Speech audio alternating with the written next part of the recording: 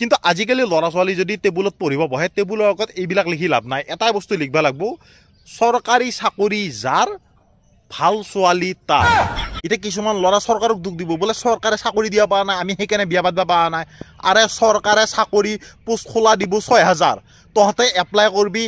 6 লাখ 7 লাখে চৰকাৰ কনফিউজ হৈ যায় যে তহঁতে চাকৰিৰ কাৰণে এপ্লাই কৰিছে নে এক্সট্ৰা তহঁতে ৰাজ্য বিচাৰিছে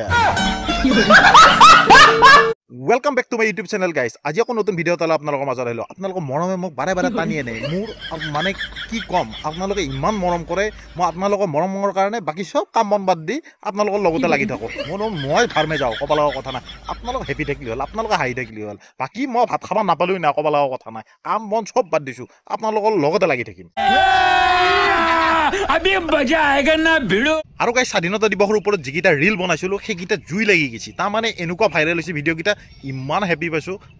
টকা নাও পাৰো ক'ব লগা কথা নাই টপিকটো যে আপোনালোকে একচেপ্ট কৰি লৈছে আৰু ভিডিও বিলাকত ইমান যে মৰম দিছে তাকে লৈ কেনে মই বহুত হেপি আৰু মোৰ ইউটিউব চেনেলটো মনিটাইজ হৈছে আৰু কম সময়ৰ ভিতৰত যিখিনি আপোনালোকে দিছে মই জিন্দগী তাৰ কৃতজ্ঞতা কেতিয়াও মানে কৈ শেষ কৰিব নোৱাৰিম তো ভিডিওটো দেৰি নকৰি ষ্টাৰ্ট কৰো ষ্টাৰ্ট তো গাইস আজি দুটা টপিক ল আপোনালোকৰ মাজত আহিছো এটা হল আমাৰ অসমৰ যিটো একেবাৰে বহুত ডাঙৰ ভাইৰাছ বিয়পি আছে সেই ভাইৰাছটোৰ ওপৰত এটা কথা পাতিম আৰু সেকেন্ড টপিকটো অলপ দেৰিকে কৈছো আৰু সেকেন্ড টপিকটো বেয়া পোৱা মানুহ কোনো নাই তো গাইস আজিৰ ভিডিওৰ প্ৰথম টপিকটো হল আমাৰ অসমৰ এটা বিখ্যাত মানে টিকটকাৰ বিখ্যাত ইনষ্টাগ্ৰাম ৰিল ষ্টাৰ আৰু সেই ৰিল ষ্টাৰৰ অসমত মানে এনেকুৱা ভাইৰাছৰ দৰে বিয়পি পৰিছে তাক যদি চৰকাৰে যদি তাড়াতাড়ি তাৰ ওপৰত একো একচন নলয় মই কলো নাসা ইয়াক লৈ যাব গৱেষণা কৰিবৰ কাৰণে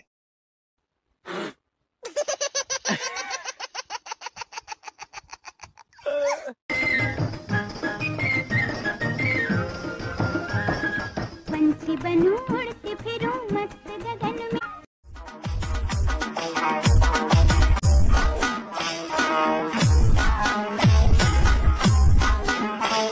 এই ৰাৱণৰ লগত একেলগে মাৰ্বল খেলি ডাঙৰ হৈছিল গাইস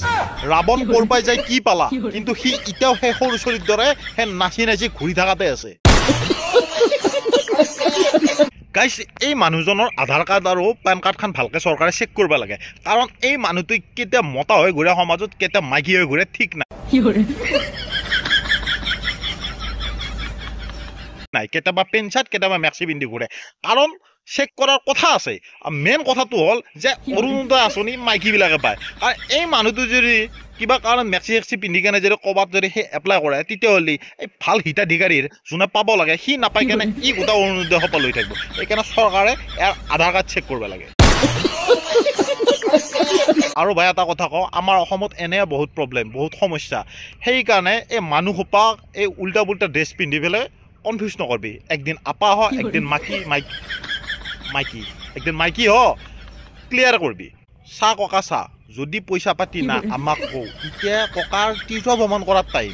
যদি পইচা পাতি না আমি লগ হৈ কেনে পইচা পাতি মেনেজ কৰি দিওঁ তীৰ্থ ভ্ৰমণ কৰিয়া মথুৰা পুৰী বৃন্দাবন গোটেই এপাক মাৰি আহি কেনে ঘৰত নাতনি হাতৰ লগত বহি থাক